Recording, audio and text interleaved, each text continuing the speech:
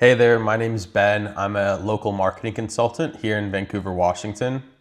So last month, I just started a meta advertising campaign, and I created a short video going over my thought process when I set up the actual campaign. Since then, some initial data came in, and I've definitely made a lot of adjustments to my meta advertising. So first things first, let's look at the results so far. So I started on March 22nd, which is a little bit over 1 month ago. So far, I've spent $3,000.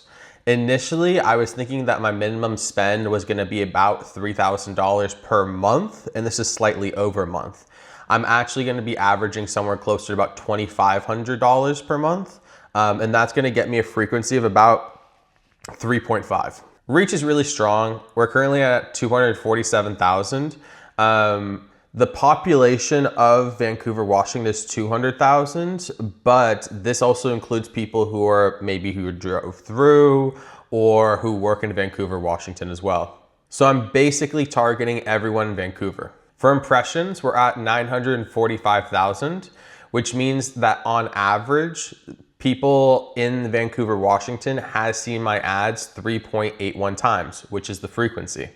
Academic literature usually talks about a frequency of 6 to 10 when a B2B company first enters a market. So I am under the optimal threshold for frequency, but when you're trying to maintain frequency, it's usually between 3 to 6. And the reason why I'm not really worried too much about our low frequency compared to what's optimal is because of the fact that I'm still figuring out the content. I'm trying to teach contractors how to apply enterprise marketing frameworks to their business.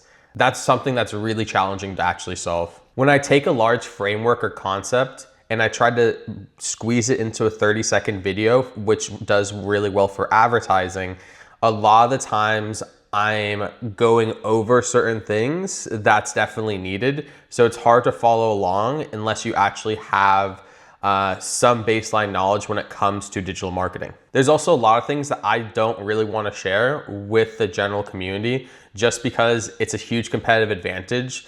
So when I went over one of my videos, let me go pull it up really quick. Yeah, so I remember I went over MMM and regression. And when I broke down, those regression models, the independent variables I was using, I didn't want to use actual independent variables, right? A lot of the times at the SMB level, data collection is a huge issue, right? So most of the people that I start talking to, so like if you're my prospect and you come to me, a lot of the times you don't have the data for me to actually set up your guys' campaign correctly. I have to go find third-party data sources and try to fill in the gaps, but even that's pretty challenging.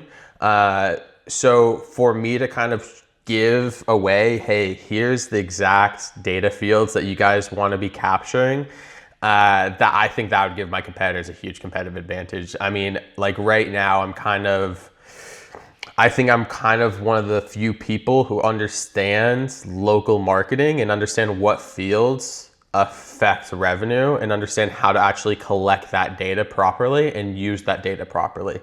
So to someone who is in the field, they'll look at my content and they'll be like, oh, that's, you can't even calculate gross profit. That's not what you use as the dependent variable. Like so you can't even use gross profit as a dependent variable when it comes to regression. You actually have to use new customers or maybe revenue, depending on your goals. So like if you want to go for, gross lifetime profit, you're going to be having to use customers and then multiply that regression, like whatever estimate you get from that regression to, gross lifetime profit on average for each customer. And so like there is some inaccuracies in what I'm saying, that I think a lot of the enterprise marketers would be like, ugh. But none of the SMB marketers are even applying any of what I'm talking about. So for me to like show off my entire my entire system, as well as all of my baseline knowledge, I think that that's going to create a little bit of headache for me, because right now I really don't have any local competition. So in terms of changes I've made, before I was trying to use my local grid tool and show it off in the advertisements and get people to click from the Meta advertisement to my local grid tool. And I wanted to basically get them to fill out a form, which gives me inbound leads that I can hit up and call if they actually fill out the form. That was not very effective. Even based off of the small data I had, I could already see that the CPM, it was way too high. If anything, lead generation CPMs are actually lower than the CPMs I was getting from the tool traffic campaign. Also, my cost per click when I was showing off the tool was about $2, but my cost per click when I was showing how to use the tool was about 30 cents. And I don't have enough data, and I don't know the market well enough when it comes to actually marketing a digital marketing company to understand, hey, is the reason why it's $2 versus 30 cents because of targeting, which usually it's not for a traffic campaign, but it might have been that I was going after a different audience, and then one was trying to actually go for the tool versus the other one was actually trying to reach out to me and have me use the tool for their campaign, right? I don't really know. There's a lot of variance, and I didn't have a large enough budget to properly test, and I would rather put that budget into straight lead generation.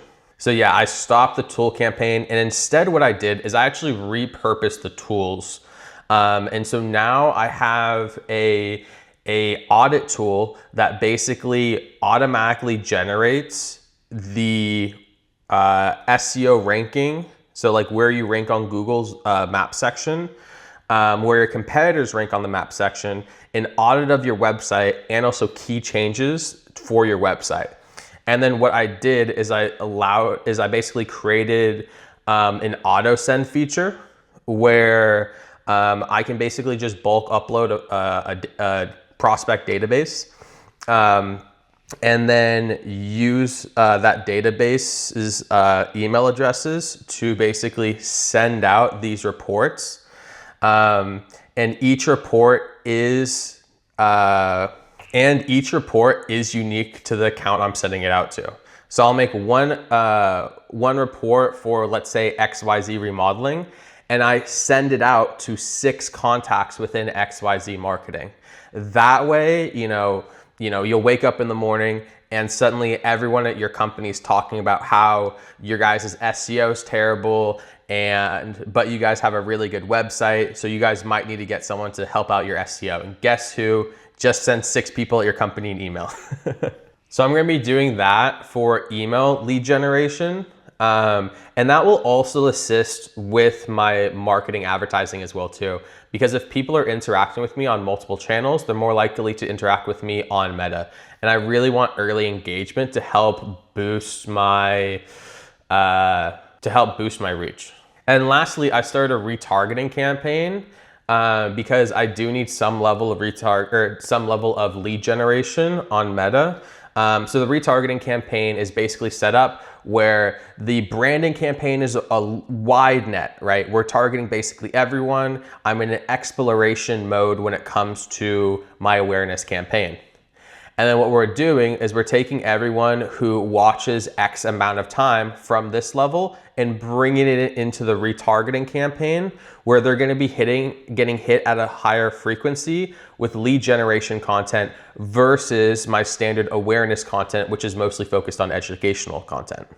Currently, I've only brought 1,093 people into my retargeting campaign from the awareness campaign. And that would be, I can tell that by the reach of the retargeting campaign, which is the amount of unique people I've hit. If this type of content is interesting to you, give me a follow, tell your friends. If you know any business owners, I'm actually looking to get money. And I will sell my services to you, sir.